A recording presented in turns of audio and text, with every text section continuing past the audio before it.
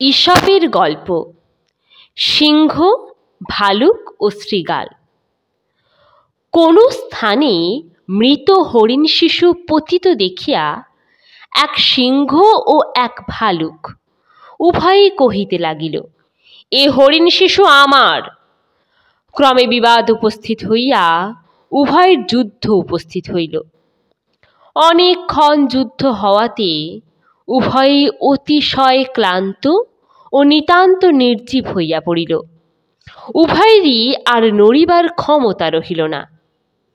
এই সুযোগ পাইয়া এক শৃগাল আসিয়া মৃত হরিণ শিশু মুখে করিয়া নির্বিঘ্নে চলিয়া গেল। তখন তাহারা উভয়ে আক্ষেপ করিয়া কহিতে লাগিল, আমরা অতি নির্বোধ, সর্বশরীর ক্ষতবিক্ষত করিয়া এবং নিতান্ত নির্জীব হইয়া এক ধূর্তের আহারের জোগাড় করিয়া দিলাম।